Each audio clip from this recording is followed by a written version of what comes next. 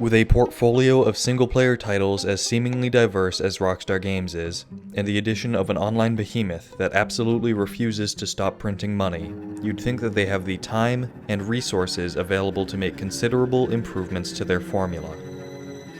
So here we go, let's bully the video game industry's golden boy, Rockstar Games, and I can tell you what you won't see in the GTA 6 trailer.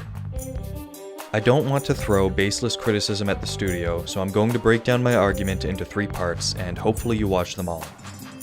First, I'm going to cover the storytelling aspect of many of Rockstar's games, followed by the evolution of their gameplay, or lack thereof, and close out with a discussion regarding GTA Online, which I believe deserves its own dedicated portion of this video, as it can tell us a lot about the future of GTA 6 and Rockstar Games as a whole.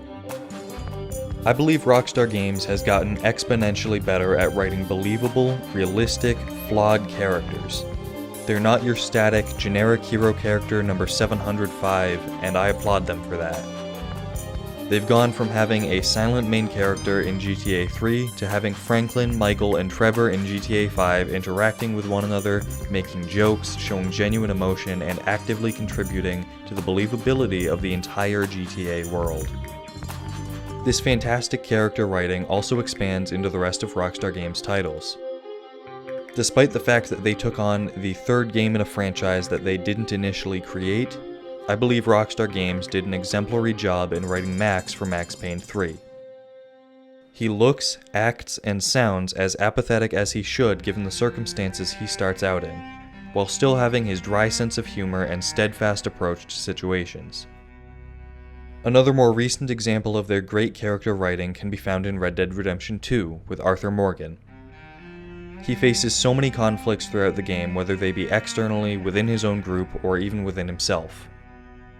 He talks to strangers with an earnest kindness in his voice. He goes to bars with friends to get blackout drunk, he's dealt with unrequited love, he cares deeply about the people in his makeshift family, and he would also do anything to protect them.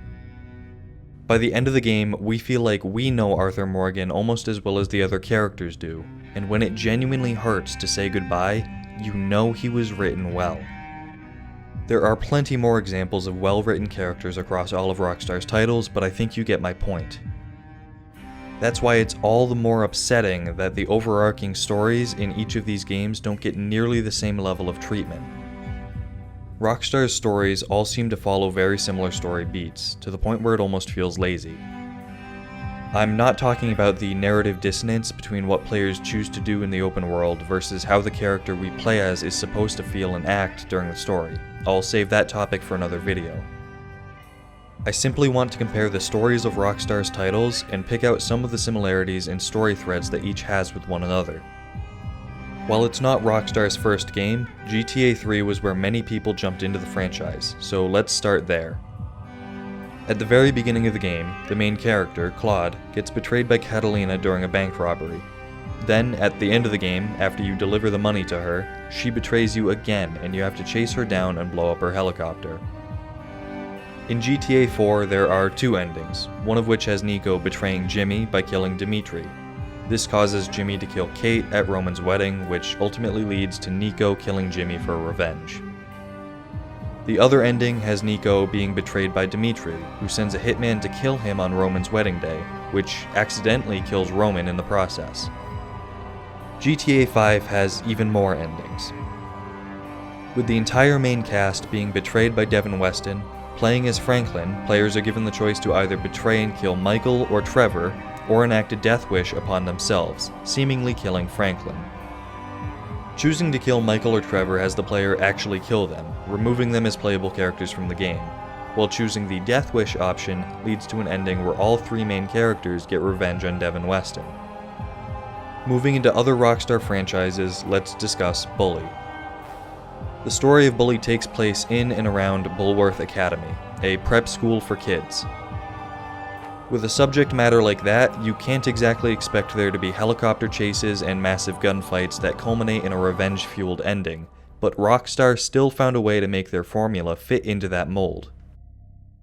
At the end of Bully, the main character, Jimmy Hopkins, is betrayed by Gary, leading to a final showdown on the roof of the school where Jimmy wins the fight. Even Max Payne 3 has Max getting betrayed by both Passos and several members of the Bronco family. Finally, let's take a look at the Red Dead Redemption series. At the end of the first game, John Marston is betrayed by the federal agent Edgar Ross. John held up his end of the bargain throughout the game, hunting down the members of his old gang, but in the end, Ross opts to kill John instead of giving him his freedom. I went into Red Dead Redemption 2 hoping that Rockstar would end this game differently. It was their first brand new game made specifically for this generation of consoles and PCs, and they had ample opportunity to try something new and fresh as far as their storytelling goes. Unfortunately, they stuck with the same exact type of ending, with Arthur Morgan getting betrayed and killed by Micah at the end of the game. What's worse is I was able to see this coming from just a few hours into the game, after observing some of the interactions between Arthur and the rest of his group. I could tell that this story, while taking a different path than other Rockstar games, would end up at the same destination. One could argue that all of these stories about bad people doing bad things inherently needs betrayal and revenge as driving forces. I will say the overall story, sandwiched in between the opening of the games and the final, patented Rockstar main character gets betrayed ending, can be quite interesting. My problem lies more in the fact that these narrative themes have been used and abused at this point, far past where they initially stopped being effective storytelling methods. I shouldn't have been able to guess the exact ending to Red Dead Redemption 2 just a handful of hours into playing it, and I think that exemplifies just how lazy Rockstar's storytelling has become in comparison to how well they write individual characters. In order to effectively discuss the gameplay in Rockstar's titles, this subject should be broken down into three main parts, those being exploration, combat, and missions. Despite the differences in time period and landscape, Rockstar's approach to exploration is fairly similar from game to game. In the GTA franchise, the maps are large and dense to the point where that becomes a selling point in and of itself. With that being said, the size of the map and the density of the geometry on it don't necessarily equate to content. These are integrated into the marketing materials because it allows Rockstar to throw big numbers at potential consumers and let them make the jump from large map to lots of content. What these large worlds typically equate to is finding a vehicle and holding down the right trigger, sometimes for several minutes at a time, until you reach your next waypoint on the map. The same thing can be said for the Red Dead Redemption series, except in those games you're holding down the X button on PlayStation or the A button on Xbox until your horse brings you to your waypoint. In those games, particularly Red Dead Redemption 2, there may be a large map, but due to the time period the games are set in, they are significantly less dense overall. This leads to even longer stretches of riding your horse through the desert with nothing else to do. Because of this, I would argue that Bully is one of Rockstar's better games as far as exploration goes.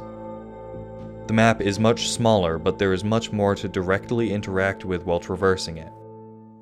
Some of Rockstar's more linear titles have less of an issue in this department, such as Max Payne 3 or the Manhunt franchise. There's much less time spent doing nothing because of the structure provided by the tight level-based design. That's not to say one is inherently better than the other, but should be seen as a point to illustrate exactly where Rockstar's strengths lie. Many of Rockstar's games also have incredibly similar combat, especially since GTA 4. Players are expected to hide behind cover, automatically lock onto enemies, and shoot until the game says you're allowed to move. An exception to this is Max Payne 3, where players have to use free aim, and are actively encouraged by level layouts to replay combat scenarios and try new approaches. If you couldn't tell by now, Max Payne 3 is my favorite Rockstar game, but I digress. Moving back to the GTA and Red Dead franchises, things change slightly depending on the exact enemy you're fighting. For example, in GTA 4, if you're running from the police, they'll try to arrest you prior to shooting at you. However, this feature has been severely diminished in subsequent games. In GTA 5, cops won't try to arrest you, and if you have a wanted level, they're just shooting on sight. Furthermore, in Red Dead Redemption 2, you keep a wanted level in the towns you cause trouble in until you pay off the bounty on your head. This actively discourages players from causing mayhem and disincentivizes the brief cathartic releases possible in earlier Rockstar games. The claim that you can do anything you want in a Rockstar game now comes with an asterisk right next to it. The combination of the exploration and combat elements results in the missions of Rockstar games. You'll go to mission markers on your map, only to finish the cutscene that plays when you arrive and be prompted to travel halfway across the map, when you could have just handled the pre-mission cutscene information in a phone call while having the player drive to where the mission actually starts. This kind of design is only slightly more forgivable in the Red Dead Redemption series, where the time period mandates that the main character would need to be physically present around other characters to get mission-critical information. Then, once you actually start the mission, the quality of the gameplay will vary wildly. For example, you could end up playing a decent mission, where there could be a chase sequence or a set-piece event, or maybe you're given a new weapon to try out. Or you end up moving shipping containers for far too long. There doesn't seem to be a consistent middle ground with the mission design in Rockstar Games, and it ultimately hurts the overall experience. The final section of this video will be dedicated to discussing GTA Online, the mode from GTA 5 that has taken center stage in the eyes of Rockstar. Upon logging into GTA Online today, players will be greeted with a loading screen filled with different items and vehicles that cost exorbitant amounts of in-game money, as well as advertisements for shark cards which allow players to spend real-world money to gain in-game money. Shark card prices range from $3 all the way to $100, providing up to 8 million in-game dollars. That may sound like a lot of money until you see the prices for all of the best vehicles and weapons in GTA Online. One of these vehicles, a weaponized flying motorcycle called the Oppressor Mark II, costs nearly 4 million in-game dollars, or roughly $50 in the real world. Keep in mind that there are far more expensive items than that, and some even require other purchases for places to store these specialized vehicles. Just a few of these in-game items can quickly rack up one hell of a charge. So why are people buying these items? They are easily the quickest, most powerful vehicles in the entire game, so when one person buys it and uses it to grief other players in a lobby, they want to do the same thing, or at the very least, they want to defend themselves. One downside to these vehicles, however, is the fact that they can rarely be used in the completion of the missions available in GTA Online, which all follow the aforementioned mission structure from the single-player portion of Rockstar Games. Their rigidity in completion requirements nullifies the fact that players may have spent 100 real-world dollars on a vehicle, essentially delivering a digital slap to the face as players have to complete the missions in the way Rockstar wants them to. The GTA Online economy also starts a snowball effect for many players, and the result is GTA 5 earning $500 million in 2019 alone, with the majority of that coming from GTA Online, no doubt.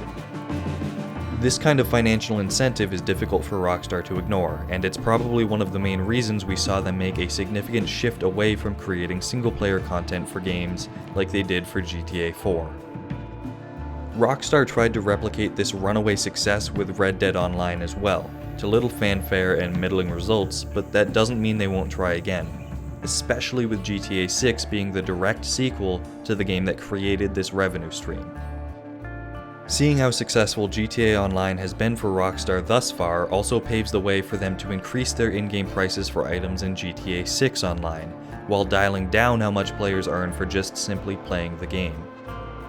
Skewing the in-game economy towards players who have expendable cash will only further cement these microtransactions in future titles, as well as give the rest of the gaming industry a successful model to copy from, thereby harming the integrity of the games we see released as time goes on. With GTA 6 reportedly entering the early phases of development recently, it's fair to say that the hype for this game is reaching new levels. Even before this information reached the public, people have been creating GTA 6 videos for years. In a way, I'm hopping on that trend right now, though I'd hope anyone who's made it this far into the video found it a bit more useful than Cernando's millionth GTA 6 gameplay revealed, not clickbait I swear. When GTA 6 finally does release, I have no doubt that the graphics, audio, and overall presentation will be critically lauded. People will most certainly rush to stores to pick up their copy, and it will probably rake in enough money to break a few more world records. With that being said, it may very well launch and continue to push forward in the same rut that Rockstar digs for themselves release after release. When another main character gets betrayed at the end of the story, GTA 6 will not be surprising. When the gameplay consists of long stretches of driving from point A to point B with filler missions ad nauseum, all permeated by very brief moments of player-driven chaos in the open world, GTA 6 will merely meet expectations. When the inevitable online component becomes nearly unplayable unless you're willing to pay real-world money to have a fighting chance at survival, GTA 6 will only be reinforcing the market's desire to push predatory microtransactions onto players. But the fact of the matter is, they won't show you any of that in the trailer.